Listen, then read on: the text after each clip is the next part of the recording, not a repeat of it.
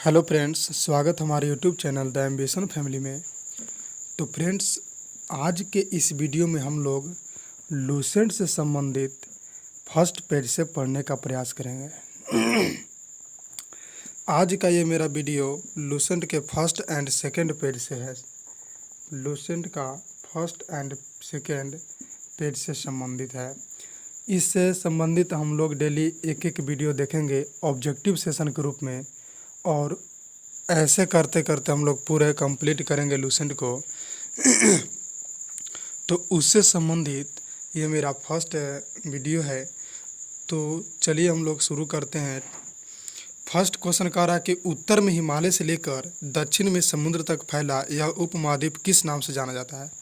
ए में बोलता है भारतवर्ष, ए में बोलता है भारत, बी में भारतवर्ष, सी में इंडिया, डी में हिंदुस्तान। तो किस नाम से जाना जाता है? भारतवर्ष के नाम से।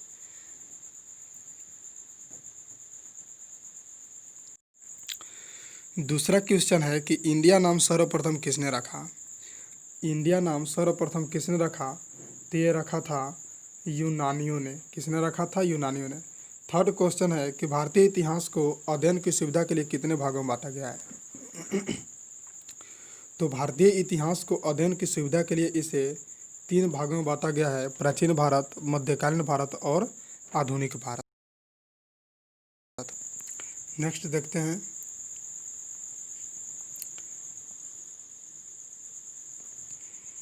चार नंबर क्वेश्चन कहता है कि प्राचीन भारतीय इतिहास के विषय में जानकारी कितने स्रोत से प्राप्त होती है। तो प्राचीन इतिहास के विषय में जानकारी जो है टोटल 4 स्रोतों से प्राप्त होती है। टोटल कितने स्रोतों से प्राप्त होती है? 4 स्रोतों से प्राप्त होती है। और वो कौन कौन है?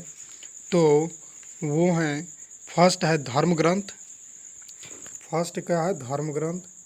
धर्म ग्रंथ।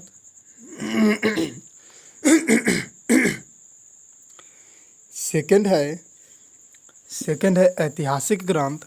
सेकंड ऐतिहासिक ग्रंथ। थर्ड है विदेशियों का विवरण। और फोर्थ है पुरातत्व संबंधित साक्ष्य। तो यह प्राचीन इतिहास के विषय में जानकारी मुख्यतः कितने स्रोतों से प्राप्त होती है? तो 4 स्रोतों से प्राप्त होती है। भारत का सर्वप्राचीन धर्म ग्रंथ है। तो भारत का सर्वप्राचीन धर्म ग्रंथ वेद को कहा जाता है।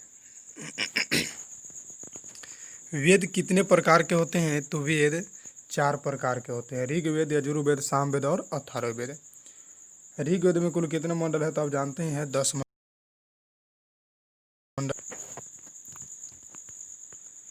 ऋग्वेद में कितने सूक्त हैं? अब क्वेश्चन कह रहा है कि ऋग्वेद में कितने सूक्त हैं। तो ऋग्वेद में टोटल 1028 सूक्त होते हैं और 10,462 ऋचाएँ होता है और 10 गो मंडल होता है। तो ऋग्वेद में कितने सूक्त हो गए? तो ऋग्वेद में टोटल 1028 सूक्त हो गया। नेक्स्ट है कि ऋग्वेद के जो श्लोक है उसे पढ़ने वाले ऋषि को क्या कहते हैं। तो ऋग्वेद के जो श्लोक है उसे पढ़ने वाले ऋषि को होत्री कहा जाता है। ऋग्वेद के जो श्लोक है उसे पढ़ने वाले ऋषि को क्या कहते हैं? होत्री कहा जाता है। और जो यजुर्वेद है उसे पढ़ने वाले को अध्वर्यु कहा जाता है। और सामवेद जो पढ़ता है उसे कहा जाता है उद्रात्री। क्या कहा जाता है? उद्रात्री कहा जाता है। अब क्वेश्चन है कि ऋग्वेद का तीसरा मंडल किसके द्वारा रचित है। ऋग्वेद का तीसरा जो मंडल है वो किसके द्वारा रचित किया गया है। तो ऑप्शन है वेद व्यास के द्वारा, मतंग ऋषि के द्वारा, विश्वामित्र के द्वारा, सूर्य देवता सावित्री के द्वारा। तो किसके द्वारा है? विश्वामित्र के द्वारा है। 11 नंबर क्वेश्चन बोलता है कि ऋग्वेद के तीसरे मंडल में किस देवता का उल्लेख मिलता है। तो ऋग्वेद के तीसरे मंडल में सूर्य देवता सावित्री का उल्लेख मिलता है। अभी इससे पहले का क्वेश्चन हम लोग देखें कि ऋग्वेद का जो तीसरा मंडल है वह किसके द्वारा लिखा गया है। तो लिखा गया है विश्वामित्र के द्वारा। लेकिन किस देवता का उल्लेख मिलता है? तो वो देवता का उल्लेख मिलता है सूर्य देवता सावित्री का। नेक्स्ट क्वेश्चन, ऋग्वेद के तीसरे मंडल में किसका उल्लेख मिलता है? तो सूर्य देवता सावित्री का। ये तो हो गया। ऋग्वेद के किस मंडल में देवता सोम का उल्लेख मिलता है। तो ऋग्वेद के किस मंडल में देवता सोम का उल्लेख मिलता है? तो 9वें मंडल में। अभी देखिए तीसरा मंडल बोलता है, तीसरा मंडल में तो सूर्य देवता का उल्लेख मिलता है। 7वां मंडल क्या है? तो 7वां मंडल में एक दशराग्य युद्ध का उल्लेख किया गया है। उसमें दशराग्य युद्ध का मतलब होता है कि एक सुदास था और उसके विरोध में 10 गो राजा था, दोनों मिलकर के युद्ध किया था जिसमें सुदास विजयी हुआ था। उसी युद्ध का इसमें वर्णन किया गया है 7वां मंडल में। और जो 8वां मंडल है उसके हस्तलिखित ऋचाओं को खील कहा जाता है और 9वां मंडल में देवता सोम का उल्लेख है। देखिए ऋग्वेद के 8वें मंडल के हस्तलिखित ऋचाओं को क्या कहा जाता है, तो अभी हम लोग पढ़ा क्या कहा जाता है, खील कहा जाता है। 8वें मंडल के हस्तलिखित ऋचाओं को क्या कहा जाता है, खील कहा जाता है। 15 नंबर क्वेश्चन कहता है कि चतुष्वर्ण समाज का उल्लेख ऋग्वेद के किस मंडल में मिलता है। चतुष्वर्ण समाज का जो उल्लेख है वो ऋग्वेद के 10वें मंडल में मिलता है, क्योंकि हम लोग तो 7, 8, 9 पढ़ लिए, तो जो बेसी है 10वें मंडल। 7वां में क्या है, तो दशराग युद्ध का उल्लेख है। 9वां में देवता सोम का उल्लेख है। 7वां में दशराग युद्ध हो गया। 8वां के मंडल के खील कहा जाता है और 10वां मंडल में चतुष्वर्ण समाज का उल्लेख किया गया है। इसी में कहा गया है कि इसमें 4 गो प्रकार में बांटा गया था। चतुष्वर्ण मतलब 4 गो वर्ण में बांटा था, ब्राह्मण, क्षत्रिय, वैश्य, शूद्र। तो इसमें कहा गया था कि ब्राह्मण जो है वो परम पुरुष ब्रह्मा के मुख से, क्षत्रिय जो है वो भुजा से, और वैश्य जो है जांघ से, तथा शूद्र जो है उसके चरण से उत्पन्न हुए हैं। तो ये 4 प्रकार के चतुष्वर्ण, इसीलिए इसको चतुष्वर्ण समाज कहा गया। तो इसका उल्लेख किस मंडल में है, तो 10वें मंडल में है। नेक्स्ट है, कहता है कि वामना अवतार के 3 पगों के आख्यान का वर्णन किस वेद में मिलता है, तो यह मिलता है ऋग्वेद के 3रे मंडल में, नहीं ऋग्वेद में मिलता है, सॉरी। वामन पगों का वर्णन जो है वो किस में मिलता है, तो ऋग्वेद में मिलता है। ऋग्वेद में इंद्र के लिए कितने ऋचाओं की रचना की गई है, तो यह कितना है, 250। ऋग्वेद में इंद्र के लिए 250 रचनाओं की रचना की गई है, ऋचाओं की रचना की गई है। और नेक्स्ट है कि ऋग्वेद में अग्नि के लिए कितने ऋचाओं की रचना की गई है, तो ऋग्वेद में अग्नि के लिए 200 ऋचाओं की रचना की गई है। कितने ऋचाओं की रचना की गई है, 200।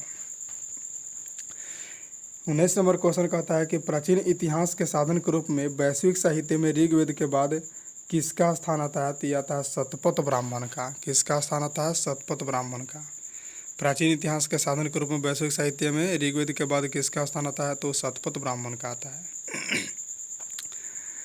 नेक्स्ट है 20 नंबर क्वेश्चन का आता है कि वह कौन सा वेद है, भेद लिखा गया, सॉरी यहाँ भेद नहीं होगा, वेद होगा, यहाँ वेद होगा। कहता है कि वह कौन सा वेद है जो गद और पद दोनों में स्थित है, तो ये आपको यजुर्वेद है। कौन है, यजुर्वेद। नेक्स्ट, भारतीय संगीत का जनक किस वेद को कहा जाता है, तो भारतीय संगीत का जनक किसे कहा जाता है, सामवेद को। वशीकरण का उल्लेख किस वेद में मिलता है, तो वशीकरण का उल्लेख मिलता है आपका अथर्ववेद में। किसे मिलता है, अथर्ववेद में। इसमें अथर्ववेद में श्राप, वशीकरण, प्रेम, विवाह, वशीकरण, जादू टोना, जितना भी अंतर मंत्र है सभी के सभी किस में आता है, तो अथर्ववेद में वर्णन किया गया है। नेक्स्ट है कि वह कौन सा वेद है जिसमें सभा और समिति को प्रजापति की 2 पुत्रियां कहा गया है, तो यह भी क्या है, तो अथर्ववेद है। यह क्या है, यह भी, इसका भी आंसर जो है अथर्ववेद है। नेक्स्ट देखते हैं, कह रहा है कि वह कौन सा वेद है जिसमें सभा और समिति को प्रजापति की 2 पुत्री कहा गया, तो अथर्ववेद। वेदों को भली भांति समझने के लिए कितने वेदांग की रचना की गई है, तो वेदों को भली भांति समझने के लिए 6 वेदांग की रचना की गई है। ये कौन कौन है, तो पहला है शिक्षा, दूसरा है ज्योतिष, तीसरा है कल्प, चौथा है व्याकरण, पांचवा है निरुक्त और छठा है छंद। शिक्षा, ज्योतिष, कल्प, व्याकरण, निरुक्त तथा छंद। तो वेदों को भली भांति समझने के लिए 6 वेदांग की रचना हुई है। यह है शिक्षा, ज्योतिष, कल्प, व्याकरण, निरुक्त और छंद। तो 24 नंबर जो है, 24 नंबर क्वेश्चन, उसका आंसर क्या हो जाएगा, सी हो जाएगा 6। विष्णु पुराण का संबंध किससे है, तो इसका संबंध है मौर्य वंश से। विष्णु पुराण का संबंध किससे है, मौर्य वंश से। मत्स्य पुराण का संबंध किससे है, तो मत्स्य पुराण का संबंध है आंध्र सातवाहन वंश से। आंध्र सातवाहन वंश से। तो मत्स्य पुराण का संबंध हो गया आंध्र सातवाहन से। वायु पुराण का संबंध किससे है, तो गुप्त वंश से। वायु पुराण का संबंध किससे हो गया, गुप्त वंश से। चलिए नेक्स्ट देखते हैं, 28 नंबर क्वेश्चन देखते हैं कि सबसे प्राचीन पुराण कौन सा है। सबसे प्राचीन पुराण कौन सा है। ऑप्शन है मत्स्य पुराण, महाभारत, रामायण और वायु पुराण। तो सबसे प्राचीन पुराण जो है वह मत्स्य पुराण है। बुद्ध के पूर्व जन्म की कहानी जो है किस में वर्णित है। तो ये किस में वर्णित है, जातक में। जातक में वर्णित है बुद्ध के पूर्व जन्म की कहानी। किस पुराण में स्त्री को पुरुष का अर्धांगिनी कहा गया है।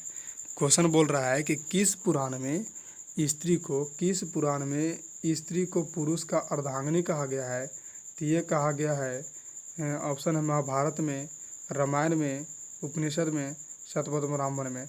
इसका आंसर हो जाएगा शतपथ ब्राह्मण में। शतपथ ब्राह्मण में स्त्री को पुरुष का अर्धांगिनी कहा गया है। नेक्स्ट है, जैन साहित्य को क्या कहा जाता है। जैन साहित्य को आगम कहा जाता है। क्या कहा जाता है, आगम कहा जाता है।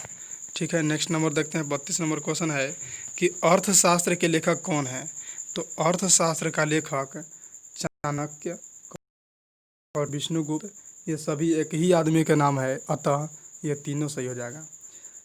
33 नंबर क्वेश्चन कहता है कि अर्थशास्त्र कितने अधिकारी लिख दिया है, गलत है, कितने अधिकरण, कितने अधिकरण, कितने अधिकरण और कितने प्रकरण विभाजित है। तो ऑप्शन बोल रहा है 15 अधिकरण और 175 प्रकरण, ये गलत है। 180 अधिकरण और 15 प्रकरण, ये भी गलत है। नेक्स्ट है 15 अधिकरण और 180 प्रकरण, जो बिल्कुल सही है। तो इसका राइट आंसर क्या हो जाएगा, सी हो जाएगा। 34 नंबर कहता है कि संस्कृत भाषा व्याकरण में लिखी गई प्रथम पुस्तक कौन है। संस्कृत भाषा व्याकरण में लिखी गई प्रथम पुस्तक कौन है। ऑप्शन अर्थशास्त्र, इंडिका, ये गलत है, इंडिका भी गलत है, अष्टाध्यायी बिल्कुल सही हो जाएगा। तो संस्कृत भाषा व्याकरण में लिखी गई प्रथम पुस्तक कौन है, तो अष्टाध्यायी। किसके द्वारा लिखा गया था, पाणिनि के द्वारा। देखिए आइए गया 35 नंबर कि अष्टाध्यायी के लेखक कौन है, तो पाणिनि। कौन है, पाणिनि। पतंजलि किसके समकालीन थे, पुष्यमित्र शुंग के। पतंजलि जो है वो पुष्यमित्र शुंग के समकालीन थे। चलिए 36 नंबर हो गया। 37 नंबर बोल रहा है ईरान का राजवैद्य कौन था। ईरान का राजवैद्य,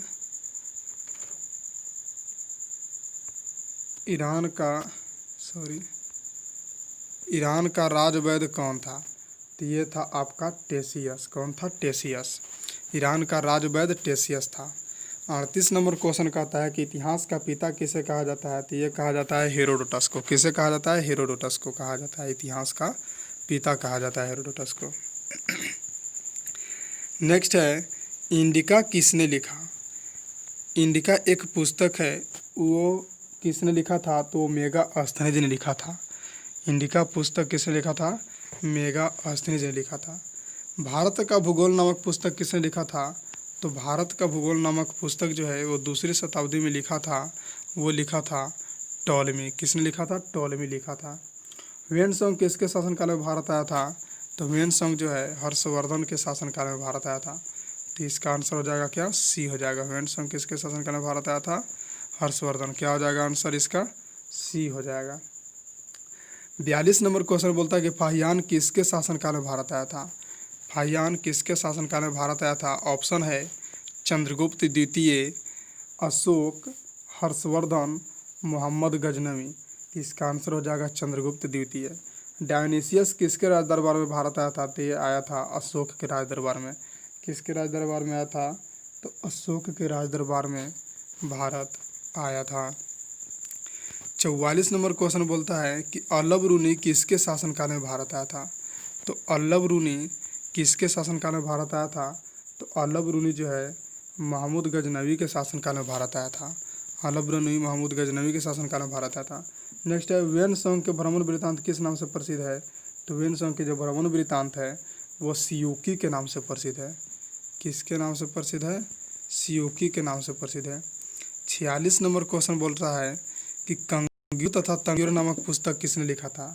कंग्यूर तथा तंगयूर नामक जो पुस्तक है वो किसके द्वारा लिखा गया था? तो तारानाथ के द्वारा लिखा गया था। किसके द्वारा लिखा गया था? तारानाथ के द्वारा लिखा गया था। नेक्स्ट नंबर 47 बोलता पांड्य देश की यात्रा पर भारत कौन आया था? पांड्या देश की यात्रा पर भारत कौन आया था? ते आया था मार्को पोलो। कौन आया था? Marco Polo. नेक्स्ट है रिहला नामक पुस्तक किसने लिखा था? रिहला नामक पुस्तक किसने लिखा था? तो ये हो जाएगा आपका ऑप्शन है Marco Polo, Taranath, Ibn Battuta, इति सिंह। तो कौन हो जाएगा? Ibn Battuta. नेक्स्ट है वेनसंग भारत कब आया था? तो वेनसंग जो है चीन से भारत के लिए प्रस्थान किया था 629 में, परंतु भारत पहुंचा था कब? 630 में। तो इसका राइट आंसर हो जाएगा 630 ईस्वी में। नेक्स्ट है 50 नंबर बोलता है कि हर्षवर्धन जब नालंदा विश्वविद्यालय में अध्ययन करने के लिए आया था तो उस समय सिंध का राजा कौन था? तो उस समय सिंध का राजा ऑप्शन है ब्राह्मण, क्षत्रिय, वैश्य, शूद्र। तो उस समय सिंध का राजा जो था वो शूद्र था। तो इस प्रकार से आज का मेरा जो पहला सेशन वीडियो था लुसेंट का 1 से 2 पेज का वो समाप्त होता है। इसके नेक्स्ट डे हम लोग 3 से 4 पेज के बीच का जो क्वेश्चन इम्पोर्टेंट से होंगे वो सभी का हम लोग देखने का प्रयास करेंगे।